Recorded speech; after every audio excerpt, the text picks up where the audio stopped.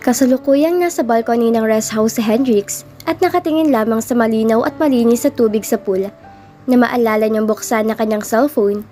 Sinadya niyang patayin to kahapon para hindi siya makontak ni Jewel o ng mami niya. Pagbukas pa lang niya ay marami na agad na nag-pop up ng mga messages. Natitiyak niyang galing to sa mami niya at kay Jewel. Hindi nga siya nagkamali ng sapantaha. Ngunit hindi niya binasa pa ang mga yon at agad na niyang binura. Pagkaraan ng ilang sandali, nag-ring ang kanyang cellphone at na mag-flash screen ng pangalan ni Leandro ay agad niya tong sinagot. Hello bro? Bro, alam mo ba nagkakagulo rito? Sinugod ako ng mami mo at tinanong ko nasaan ka raw. Hindi ka raw niya mapapatawad sa kahiyang dulot mo sa hindi pagsipot sa kasal niyo ni Jewel. At ang sabi, magsasampa ng kasong pamayan ng babae laban sa'yo. Wika na kaibigan niyang abogado. Eh di magsampa sila. Hindi naman ako natatakot bro. Wala naman akong kasalanan sa anak nila. Mariin na Hendrix na tugon. Yeah, don't worry about it bro. I can handle everything. Those fake pictures could never be used against you. So wala na sila magagamit pang ebidensya. Plus, hawak ko na rin ang result ng DNA test kaya wala ka nang dapat na alalahanin pa. Paninigurado ni Leandro. I told him bro, if they will not stop, you might sue them for a false allegations of a crime. Pwedeng kasuhan si Jewel ng libel, lalo na't pineke niya mga pictures para maparatangan kanya ng rape. Kaya don't worry bro, I'm sure, hindi na nila itutuloy ang demanda. Sabi ng abogado. Salamat bro, hindi ko alam kung paano to haharapin kung wala kayo ni Zaza. Kayo na lang talagang kakampi ko, dahil kahit ang sarili kong ina, kahit kailan naman wala tagang malasakit sa akin. Walang anuman yan bro, magkaibigan tayo. And besides, wala kang kasalanan kaya bilang abogado. Tungkulin kong ipaglaban ng katotohanan. Kailan mo pala balak bumalik dito? Hindi naman pwedeng habang buhay ka na magtatago, di ba? Kailangan mong harapin si Jewel at kailangan mong magsalita upang marinig naman ang lahat ng side mo. Yes bro, uuwi naman ako next week. Marami akong trabaho sa opisina at hindi ko nun maaaring pabayaan yon. Wika ni Hendrix. Matapos ang kanilang pag-uusap ni Leandro, napaisip siya na malalim. Hindi naman niya taga-binalak na mapahiya si Jewel. Ito ang nagsimula ng lahat dahil sa maling paratang nito sa kanya. Bukod pa rito'y, ipinalalabas pa siyang ama ng batang dinadala nito, kaya ito ang dahilan kung bakit nakipaghiwalay sa kanya si Fatima. Pero kung hindi na ito magsampa na kaso, mananahimik na rin siya at kakalimutan ng lahat ng ginawa nito sa kanya. Hendrix, ang lalim naman yata ng iniisip mo. Untag sa kanya ni Zaza, hindi niya namalayang lumapit pala to sa kanya. Tumawag kasi si Leandro Za, balak daw magsampa na kaso ng pamilya ni Jewel laban sa akin. Os, ang kapal niya mukha nila. At ano naman ang kasong isasampa nila sa'yo? Rape? Ha? Nagpapatawa ba sila? Paismid na wika nito. Hindi naman ako natatakot Za, dahil wala akong kasalanan. Yeah, tama naman yan Hendrix. Kaya wag mo nang isipin yung bruhang yon. Halika na at kakain na tayo. Aya sa kanya na kaibigan. Tumayo siya at sinundan si Zaza patungong kusina. Ngunit bigla siyang napatigil na mag-ring ulit ang kanyang cellphone. Nang malaman niyang mami niya ang tumawag, agad naman niya tong sinagot. Hello mami? Punyeta! Saan ka ba ngayon Hendrix? At anong pumasok dyan sa kokote mo? At hindi ka sumipot sa kasal niyo ni Jewel? Galit na sigaw ng kanyang ina. Halos magpangting ang tenga niya sa lakas ng boses nito. Ma'am, I'm sorry. Pero hindi ako maaring magpakasal sa kanya dahil hindi ko siya mahal. Anong uring dahilan yan Hendrix? Nakipagkasundo ka sa kanya tapos bigla ka nalang umurong kung kailan araw na ng inyong kasal? Mami, kaya lang naman ako pumayag dahil sa pagbablackmail niya sa akin. Pinaratangan niya kung nirape ko siya, pero gawa-gawa lang niya ang lahat. Paliwanag na Hendrix. What are you talking about, Hendrix? Ikaw ang ama ng batang dinadala niya. Galit na hiyaw na kanyang ina. No, Mommy. Hindi ako. Pina-DNA test ko ang bata sa pamagitan ng blood sample ni Jewel. And it's negative, Mommy. Hindi ako naniniwala sa'yo. Sinasabi mo lang yan para may dahilan ka para hindi sumipot sa kasal nyo. I'm so disappointed in you, Hendrix. Hindi ko pinipilit na paniwalaan niyo ako, Mami. Bahala kayo kung mas pinaniwalaan niyo ang ibang tao kaysa sarili niyong anak. Galit na sabi niya, sabay pindot sa end call button. Nagpupuyo sa kanyang damdamin, nagtatagi sa kanyang mga bagang at nakakuyom ang kanyang mga kamay. Masama ang loob niya sa mami niya, kaya ayaw na niya makipag-usap dito at baka tuluyang mawala ang respeto niya. Napaupo sa Hendrix sa sofa at hindi muna tumuloy sa kusina. Napalingon naman si Zaza na mapansing hindi siya nakasunod dito. Maya-maya'y lumapit sa kanya. Hendrix, okay ka lang ba? Mami mo ba yung tumawag? Nag-aalalang tanong ni Zaza. Tumabi sa kanya sa sofa habang tinatapik-tapik nito ang balikat niya. Hayaan mo ng mami mo, Hendrix. Galit lang talaga yon dahil sa kahiyang inabot niya dahil hindi mo pagsipot sa kasal. Pero I'm sure, maintindihan ka rin naman nun. Mahinahong sabi nito. Pero alam ni Hendrix, napaka-imposibleng maintindihan siya ng mami niya. Wala naman tong pakaalam sa kanya kahit ano pang nararamdaman niya. Simula noong bata pa siya, malayo ng loob nito sa kanya. Kaya nga doon siya lumaki sa poder ng kanyang lola. Minsan nga naitanong niya sa sarili, kung tunay nga bang ina niya to? Dahil kung tunay nga, bakit hindi niya maramdaman yung pagmamahal nito kahit konti lang? Mars, napag-isip-isip ko na kailangan ko nang umuwi sa amin. Nakahanda na akong harapin ang pamilya ko at sabihin sa kanila ang lahat. Doon na rin ako sa amin magpa-pernatal. Wika ni Fatima matapos silang maghapunan ng kanyang kaibigan. Masyado na rin kasi ako nakapagbigay ng perwisyo sa iyo eh. Hindi ka na nakapagtatrabaho dahil sinasamahan mo ako rito. Dagdag na sabi ni Fatima. Okay lang naman Mars, walang problema yon. Pero mas mabuti rin naman na umuwi ka na sa inyo para lalo ka maalagaan doon. Alam ko namang mauunawaan ka ng pamilya mo. Mahinahong tugon ni Kay. Tinanguhan lang niya ito at bahagyang initian. Oo nga pala Mars, naubusan na tayo ng sak kaya mamamalengke ako mamaya. Sabi ni Kay habang nagtutupi na ito ng mga damit. Sasama ako Mars, nakakaboard naman kasi dito sa apartment eh. Okay sige, mas mabuti. Nakangiting tugon ni Kay. Sa loob ng mall. Mars, okay lang ba kung pupunta muna tayo sa third floor? Bibili lang ako ng maternity dress. Siyempre, kailangan ko yon kapag lumaki na tong tiyan ko, di ba? Sabi niya, ay oo naman Mars, kailangan mo talaga na maluwag na damit. Kasi siguradong tataba ka niyan. Nakatawang sabi ng kanyang kaibigan. Ngunit habang pasakay sila ng elevator, narinig ni Fatima na parang may tumatawag sa kanya. Ngunit hindi na lang niya to pinansin dahil baka guni-guni na lang yon. Di din sana'y sinabihan na siya ni Kay kung sakaling meron man. Mars, ito bagay na bagay sa'yo. Usal na kanyang kaibigan habang hawak-hawak ang isang bulaklakang bestida. O sige Mars, add to cart na yan. Nakangising sabi ni Fatima. Patuloy pa rin sila sa pamimili nang biglang may tumapik sa kanyang balikat. Nanlaki ang kanyang mga mata na makilala niya kung sino yon. Fatima? Napalakas ang boses niya kaya biglang napalingon si Kay. Kagaya niya, nabigla rin to na makitang lalaki ng di inaasahan. Sabi ko na nga ba kayo yung nakita ko kanina. Wika ng lalaki. Ba't nandito ka si Isabella, Eric? Tanong niya. Ako nga ang dapat magtanong sa inyo kung bakit nandito kayo. Hindi ko inaasahan magkita tayo rito. Bigla siyang natahimik. Hindi niya alam kung anong isasagot niya.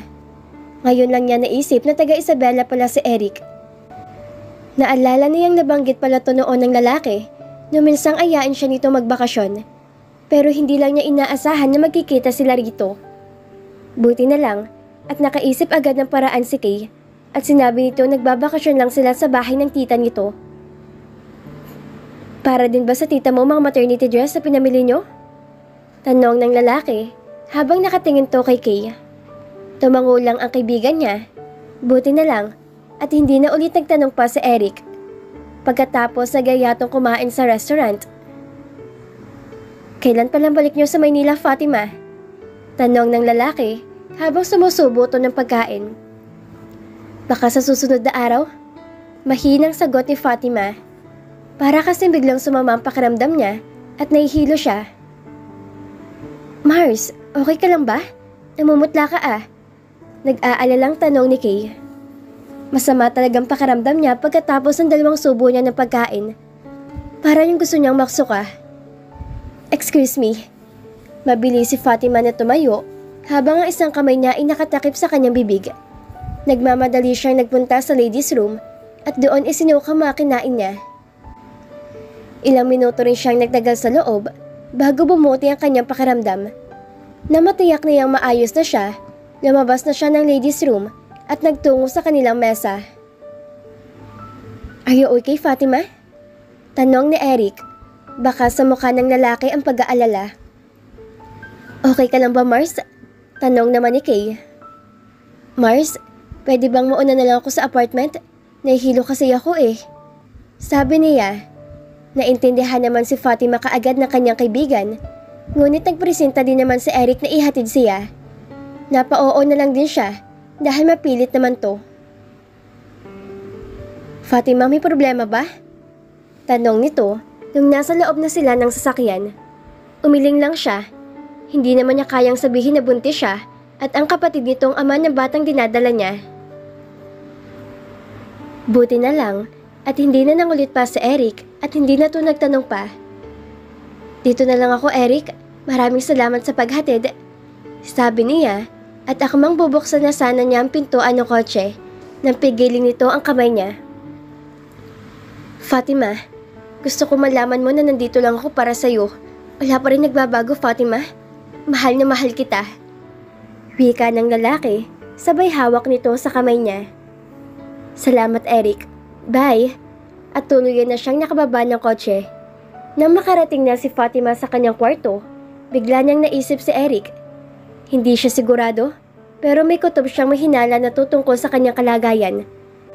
At nakikita niya sa mga mata nito ang labis na pag-aalala. Matapos niya makapagpalit ng damit, humiga siya sa kama. Hindi niya alam kung bakit bigla na lang sumama ang kanyang pakiramdam. Gayong maayos naman to kanina. Bago sila magpunta ng mall ni Kay. Napabuntong hininga naman siya nang maalala niya si Hendrix. Wala naman siyang balita tungkol dito dahil nakalag-out naman lahat ng social media accounts niya. Ayaw niya muna mag-active sa Facebook at baka makita niyang post ni Hendrix tungkol sa kasal nito kay Jewel. Matutulog na sana siya nang tumunog ang kanyang cellphone. Dali-dali niya kinuha to sa ibabaw ng drawer at nalaman niyang si Eric palang tumawag. Hello, Fatima? Okay ka lang ba? Tanong nito. Ganito naman talaga si Eric, kahit noon pa. Maalaga at maalalahanin sa kanya. Kaya nga minahan niya at minsan pinagkatiwalaan. Sayang nga lang, at naging marupok to sa tukso, kaya nakagawa ng kasalanan. Kung hindi sana niya nakilala si Hendrix, siguro mabibigyan pa niya to ng pagkakataon. Ngunit tagang wala na siyang nararamdaman para dito. Dahil tanging si Hendrix na ang nagmamay-ari ng kanyang puso. Fatima, may problema ba? Tanong ulit ni Eric sa kanya nang hindi na siya nagsalita pa. Okay lang ako, Eric. Sagot niya. Baka gusto niyong mamasyal sa mga tourist spots dito sa Isabela. I can guide you, Fatima. Libre ako bukas. Wika nito. O sige, sasabihin ko kay Kay. Sagot niya. Okay, tatawag na lang ako mamaya, Fatima. For now, magpapahinga ka muna. Kasulukuyang naliligo si Hendrix sa pool nang tumunog ang kanyang cellphone. Hindi niya to pinansin nung una at patuloy lang siya sa paglangoy.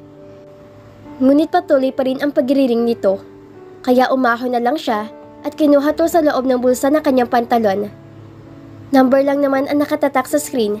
Kaya sinagot na niya at baka importante ang sadya sa kanya. Hello? Walang hiya ka, Hendrix. Pagbabayaran mo ginawa mo sa akin. Galit na boses ni Jewel ang kanyang narinig mula sa kabilang linya. Magsisi ka sa hindi mo pagsipot sa kasal natin. Muli na naman itong sabi. Ikaw ang nag-umpisa ng lahat ng to, Jewel? You fabricated the pictures para paratangan ako sa isang bagay na hindi ko kailanman ginawa. Pinaniwala mo kung anak kong batang pinagbubuntis mo. Pero salamat na lang at nalaman kong katotohanan bago ako ikasal sa'yo. Galit na sabi ni Hendrix. Hindi pa tayo tapos, Hendrix! Muling sigaw ng babae, pagkatapos bigla na tong nawala sa linya. Bitch! Usal niya. Hey, sino kausap mo, Hendrix? At nagsalubong na yung mga kilay mo? Tanong sa kanya ni Zaza habang papalapit sa kinaroroonan niya. May dala tong malamig na inumin at inilagay sa ibabaw ng mesa. That bitch woman? Siya pang may gana magalit? I'm sure. Si Jewel yun, di ba? Hay nako, hayaan mo na yung bruhang yun, Hendrix. Inumin mo muna tong pineapple juice at nang lumabig ang ulo mo. Wag mo nang isipin yung babaeng yun, Hendrix. Now alam mo na kung anong klaseng babae siya. Kaya noon pa man, ayoko talaga sa kanya eh. Pero dahil minahal mo naman yung bruhang yun, sinuportahan na lang kita noon sa relasyon nyo. Wika ni Zaza. O siya, magbihis ka na at mamamasyal tayo.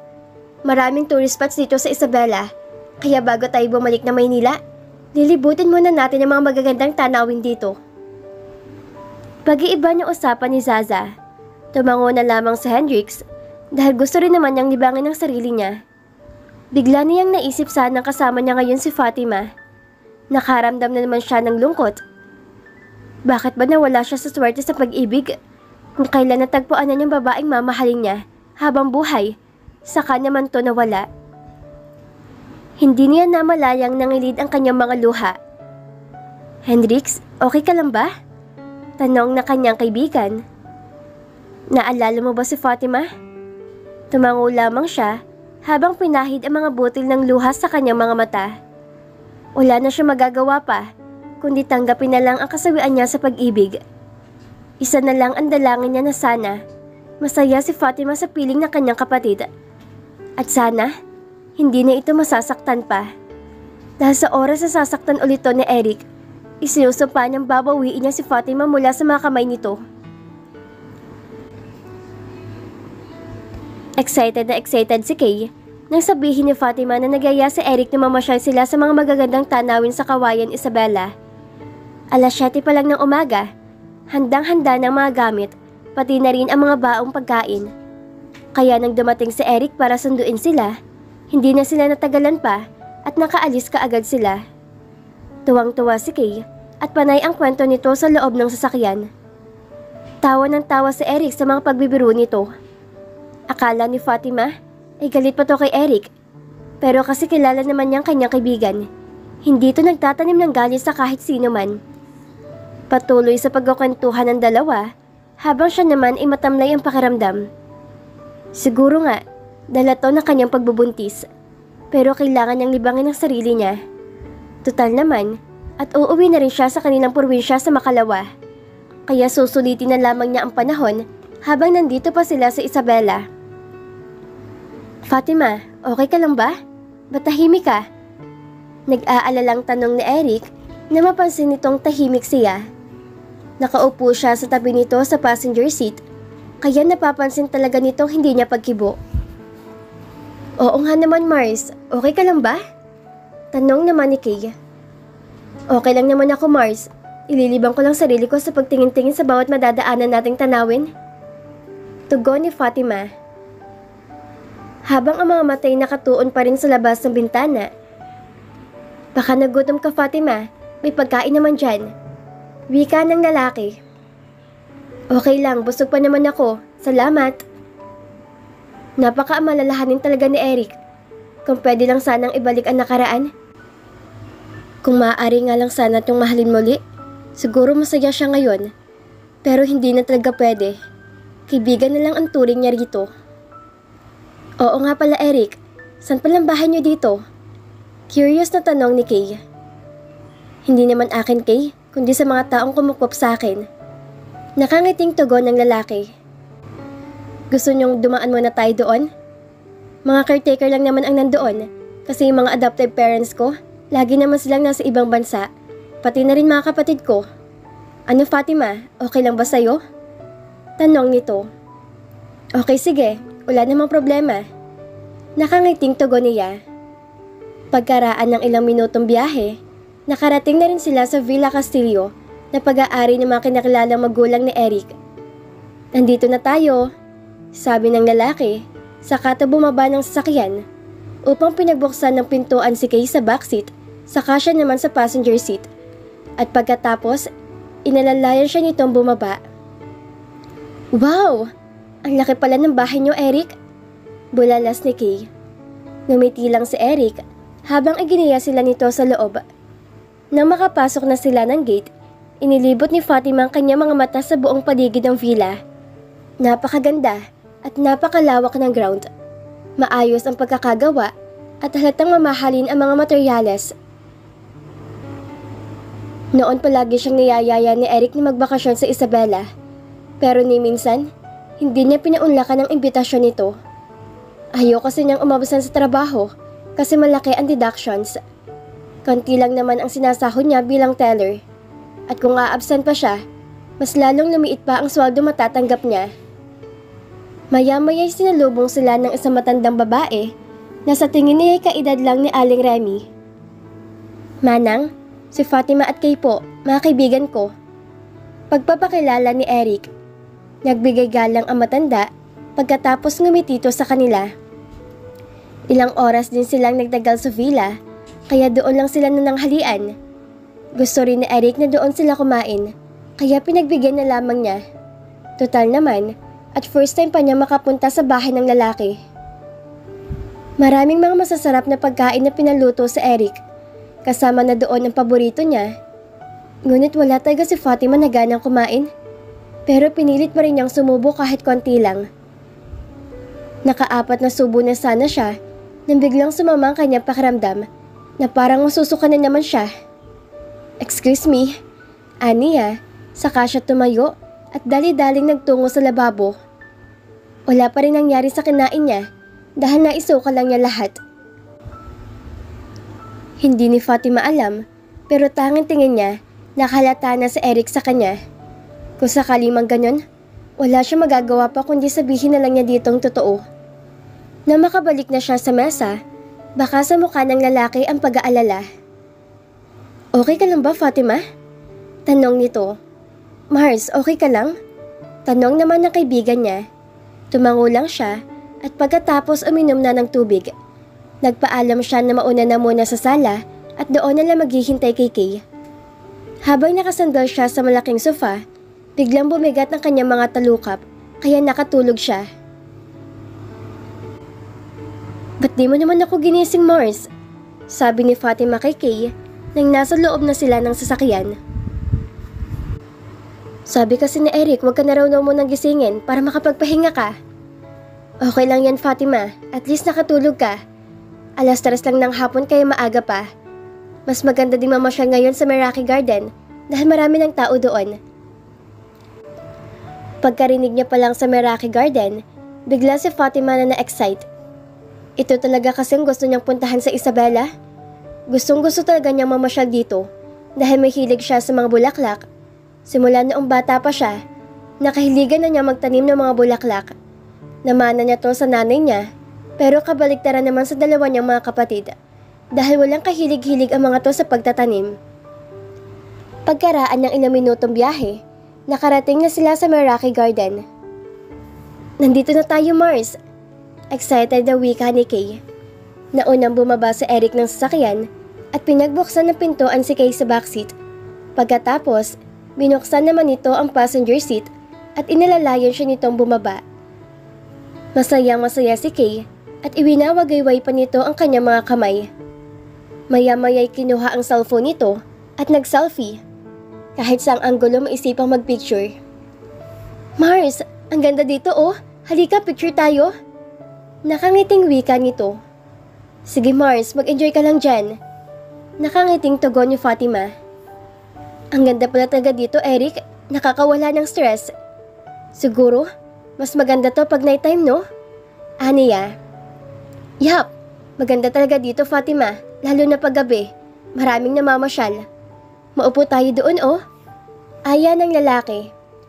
Lumingalinga si Fatima Pero hindi na niya makita si Kay kung saan na yata nagsusuot.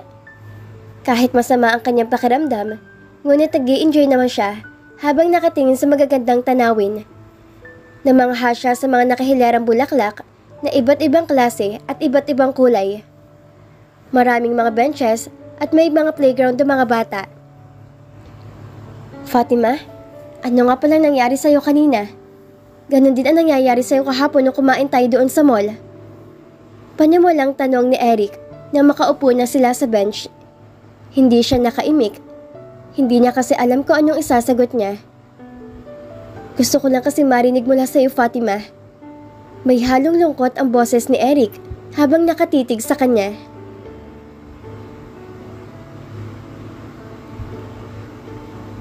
At dito na po nagtatapos ang ika-41 kabanata ng ating kwento. At sana'y muli niyo po akong samahan sa mga susunod pang kabanata na ibabahagi ko sa inyo. Maraming salamat po at ingat po tayong lahat.